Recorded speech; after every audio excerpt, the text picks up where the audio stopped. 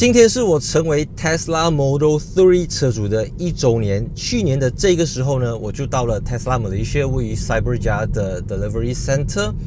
参与了这个马来西亚第一批 Tesla Model 3 的交付仪式。I mean 第一批官方的 Model 3 交付仪式，因为在此之前有很多的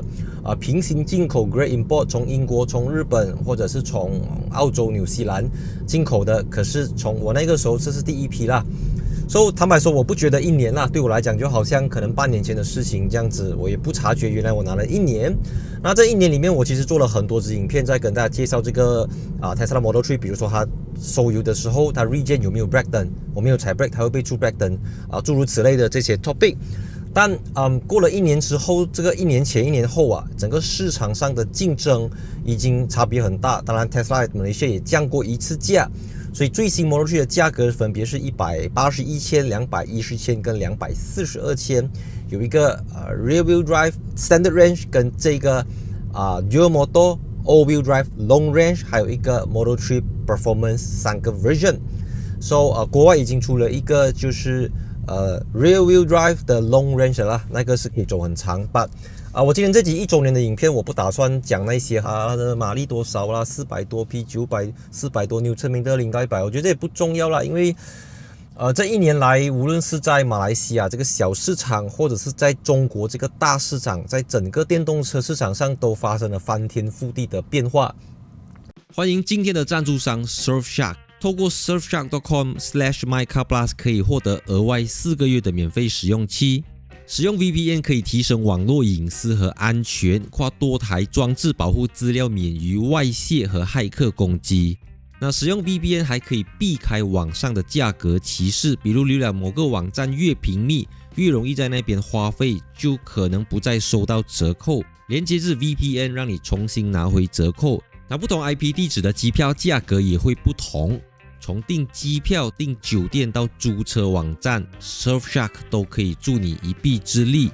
那 Surfshark VPN 可以让你足不出户就能够在串流平台上跨国观看不同地区的内容，突破围墙，绕过政府的审查制度。那 Surfshark 拥有超过3000多个伺服器，遍布在全球100个国家和地区。透过 surfshark.com/mycarplus 可以获得额外4个月的免费使用期。在中国我刚从广州、深圳回来了。在中国这1年里面，比 Model 3 便宜续航里程可以跟 Model 3 比，或者说是比 Model 3 便宜很多，比 Model 3 设备更多的中国品牌、中国自主品牌电动车非常非常的多。但很神奇的是Model Y它还是能够成为中国最好卖的单一车型，在某几个月份或者连续几个月份。而且 Tesla 的销量在中国也不是说，当然它下是肯定会下，因为整体都会下，但还是有人会买 Tesla， 这个我就不理解了。你说在马来西亚，因为竞争对手普遍都没有说比 Tesla 有很明显的价格优势，便宜一点，然后可能 spec 也差不多，所以可是我觉得在中国还有人要买在中国市场还有人要买特斯拉，这个真的是一个很值得研究、很值得探讨的一个 topic。那这么巧呢，我上个礼拜我在广州，后来我去深圳，所以我在深圳的时候呢，我刚好就路过了一家特斯拉的这个 4S 店，那我就很好奇说走进去看一看嘛，就是我不知道为什么还有人要买特斯拉。他们讲在马来西亚我有100个理由、1000个理由，可是这些1000个理由在中国市场就显得好像不是这么 outstanding 嘛，不是这么突出。然后我一走进去这个 Tesla 的 showroom 的时候呢，我就看到了2个东西。第一个呢，就是他们把 Tesla 的车骨、车架给展示出来，就是告诉走进去门的人 ，Tesla 什么地方用铝合金，什么地方用高刚性的钢材，整台车子解剖出来给你看，它什么地方用多少刚度的钢铁。然后在另外一边呢，他就把 Tesla 的电池给摆放出来，因为 Tesla 的电池是圆柱形的嘛，就是好像你用那种 battery 这样啦，一颗一颗一颗。然后他就是强调2个东西而已，一个就是它的 battery management system，跟它的很刚的车体，就是强调它的 safety。就这么巧呢，我在飞去中国的途中，我又重新看了一次小米暑期的发布会，就是雷爸爸雷总的这个长达1个小时半，因为我要看小米书7 Ultra 的那个影片，我就把之前那个一起看完它，一共看了2个多小时。当然我times2啦，所以我看完过后呢，如果你有看那只小米书7的发布会，你就会发现到，你知道一般中国汽车品牌都不会在发布会上面去称赞自己的竞争对手，不会的，什么都是他第一 ，number one China number one 都是 number one 的。可是雷军的个性可能也是这样子的，他居然很罕见的在发布会上面称赞特斯拉，而且是实话实说，这讲。他说他们小米书7任何一个地方，几乎所有东西都比特斯拉优秀。反正呢，我拿放大镜看了一下，90%以上的配置，小米书7领先。但唯独2个地方是小米无论用技术或者用成本都压不下来的，就是他必须要讲我们在这2个地方输给特斯拉。第一个就是 Battery Management System。我仔细看了一下，有2个配置比小米做得好，这2个配置都是关键配置。第一个呢叫电耗。跟续航是相关的，就是1度电到底能开多，就是100公里到底耗多少电，这个他们真的做得好。这件事情他们全球第一，这件事情他们绝对遥遥领先。这件事情我们可能需要3年甚至5年学习。我们短时间是追不上特斯拉的，但是我们有科技狠活，我们堆的电池大呀。因为不管你跟我讲你的电池飞天遁地安装，到最后消费者架上车子的时候，他要知道的是我1度电能够走多少公里。你怎样吹没有用了，真的，你怎样吹，人家拿了车驾了1个月，我1度电只可以走4公里。重点是 Tesla 能够用比别人小的电池走更远。打个比方，我这台车子呢，它的 usable 是75 kWh， WLTP 我这18寸的可以录到678公里。没有，市场上没有一个人用这个 size 的电池可以给到你678公里 WLTP。然后另外一个就是车体的刚性了。你看我这台车子let's say 75 kWh 的 battery 它是一个almost D segment 的轴距啦，一个好像 Camry 这样子的轴距的车子，我的车重才1828公斤起。Outside body 就是车身的壳引擎盖4个车门板全部都是 aluminum 铝合金。所以铝合金呢，它不只是轻，它还能够增加车子的刚度，车身的这个 rigidity 它的扭转刚度各方面都有所提升。在这个价位的对手，无论你在马来西亚在哪里，你都很少看到有车子可以下完 aluminium 给你。然后还不要讲里面的那种 high strength steel 还不要讲我4个都是双层玻璃，我这个也是双层玻璃，我这个也是双层玻璃，我后面那个也是双层玻璃，我整台车子全部你看到玻璃都是双层玻璃。所以这个很多竞争对手给你前面2片，后面没有。我还不要讲到什么 over the air， 我买车这1年里面，我无端端的多了一大堆功能，我1毛钱都不用给本来是没有的，而且是很平密，好像你手机比你 iPhone 手机的氛围 update 还要平密那种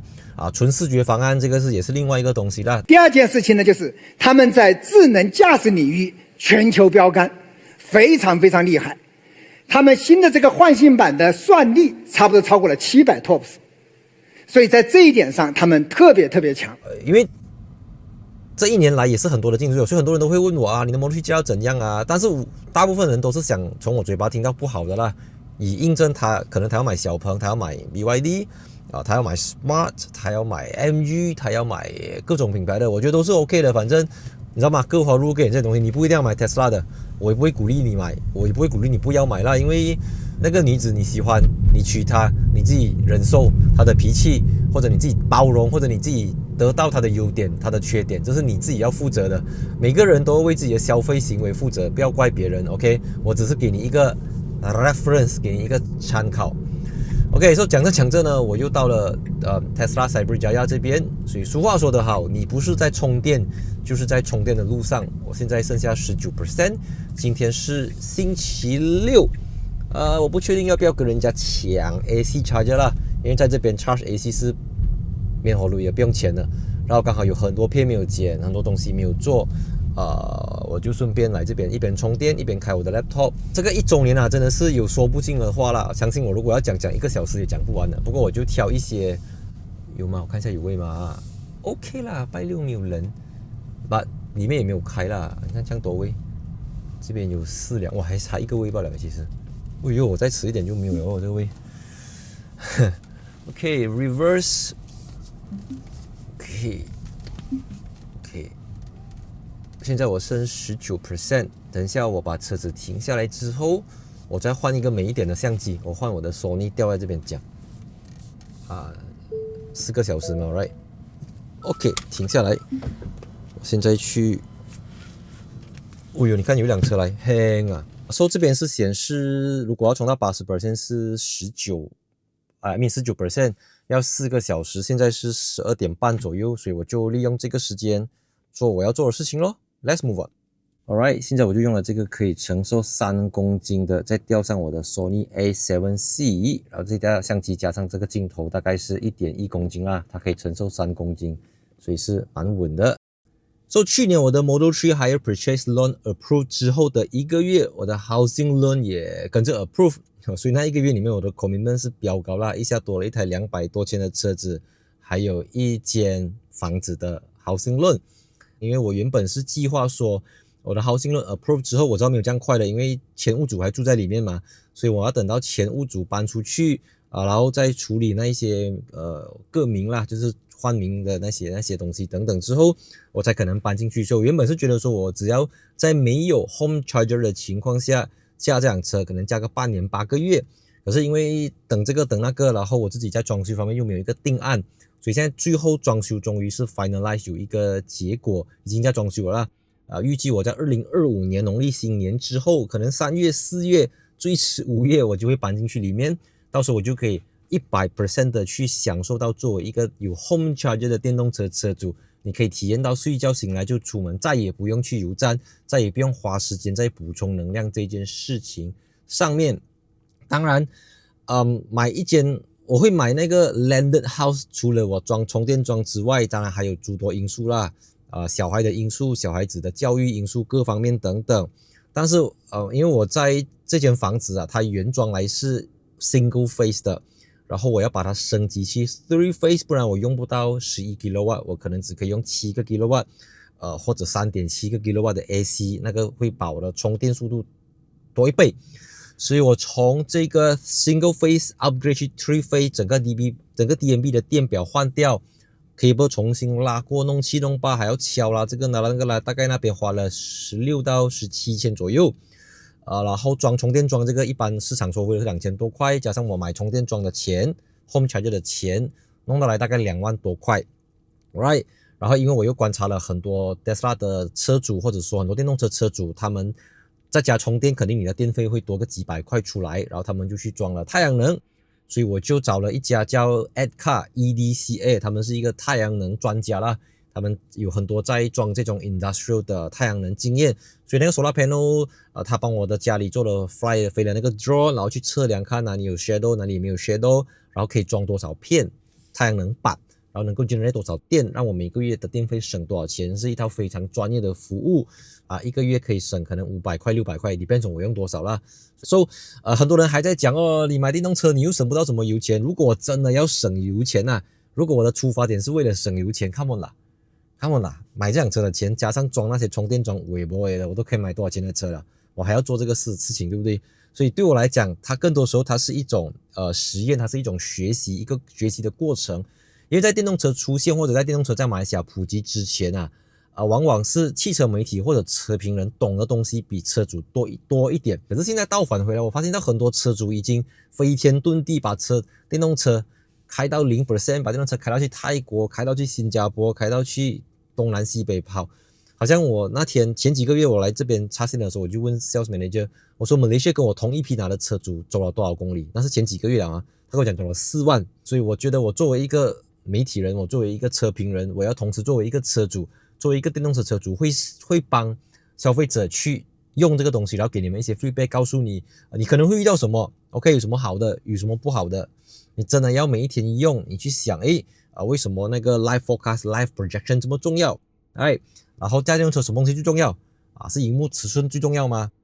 还是 rim size 多少最重要的吗？ range is everything， 续航里程才是豪华。所以今天这里主要是给大家 update 一下我这1年来我的进度为什么我在没有家用充电桩的情况下我还可以用了1年。当然我前面讲过1228次这不是我的唯一一辆用车，我接下来可能还会买别的电动车，但是这辆车我没有卖，这辆车我也不打算卖，我至少要用个2年3年，我才有足够的 data 去做一个conclusion。那1年我都不觉得1年了 ，come on， 我觉得好像是前几个月的事情而已。Right， so 有什么东西我们再继续留言区讨论。See you in my next video. 3, 2, 1 cut。